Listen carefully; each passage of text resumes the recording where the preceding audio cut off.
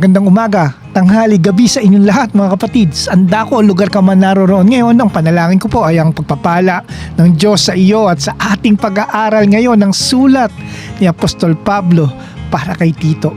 Panalangin ko rin po na buksan at bigyan ng liwanag ng ating Panginoon ang ating puso at isipan sa kalooban niya sa kanyang salita na ating pag-aaralan. Importante po nating tandaan na ang ating pag-aaral at pangunawa sa salita ng ating Diyos ay higit nating mapapagbuti sa pamamagitan ng ating matyagang pag-aaral sa konteksto.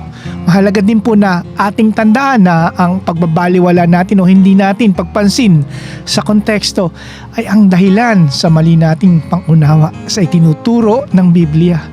Tungkulin po natin na ituro ang itinuturo ng Biblia at hindi ang gusto nating ituro. Okay, bago po natin simulan ang ikalawang seksyon ng sulat ni Pablo kay Tito, atin po munang balikan sandali ang mga bagay na ating natutunan sa unang seksyon ng liham o ang Tito chapter 1 verses 1 to 4.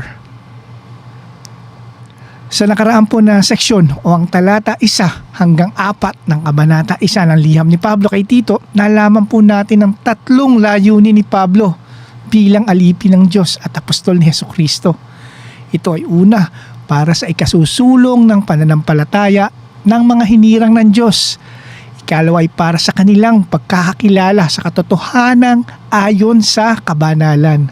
At ang ikatlo pong layunin ni Pablo ay ang pagpapahayag niya ng salita ng Diyos sa pamamagitan ng pangangaral. Nakita rin po natin sa mga talata ang dalawang katangian ng ating Diyos na siya ay Diyos na hindi nagsisinungaling at siya ay Diyos na ating tagapagligtas. Nakita rin po natin ang ipinangako ng Diyos na buhay na walang hanggan. Pinangako niya ito bago pa nagsimula ang mga panahon. Nakilala rin natin ang recipient ng liham ni Pablo sa verse 4. Isang lalaking nagngangalang Tito. Nakita rin natin sa verse 4 kung paano nilarawan ni Pablo ang ating Diyos bilang ating Ama at si Jesus bilang Kristo at ating tagapagligtas. Napag-aralan din po natin ang ibig sabihin ni Pablo sa mga talatang biyaya at kapayapaan. At ngayon naman po sa pagpapatuloy ng ating pag-aaral sa liham ni Pablo kay Tito, atin naman pong pag-aaralan ng ikalawang seksyon o ang verses 5 to 9 ng chapter 1. Hahatiin ko po sa 4 na bahagi ang pag-aaral po nating gagawin sa ikalawang seksyon ng liham na ito. Ngayon linggong ito, pag-aaralan po natin ang unang bahagi, ang verses 5 and 6. At ang mga kasunod pong bahagi, ang part 2, verse 7, ang part 3, verse 8, at ang part 4, verse 9 ay ating tatalakayin sa mga susunod na mga linggo. Okay po ba yon?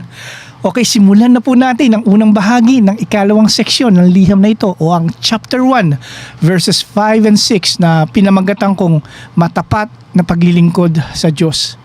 Basahin po muna natin ang Tito, kabanata 1, talata 5 hanggang 9. Ang gawain ni Tito sa Kreta.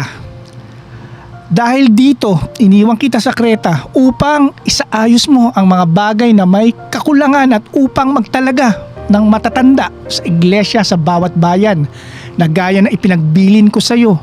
Siya ay dapat na walang kapintasan, asawa ng isang babae, na ang kanyang mga anak ay mananampalataya na hindi napaparatangan ng panggugulo o ng pagiging suwail. Sapagkat ang obispo bilang katiwala ng Diyos ay dapat walang kapintasan, hindi mayabang, hindi magagalitin, hindi maglalasing, hindi marahas, hindi sakim sa pakinabang, kundi mapagpatuloy ng panauhin, maibigin sa kabutihan, matino ang pag-iisip, matuwid, banal, at mapagpigil sa sarili.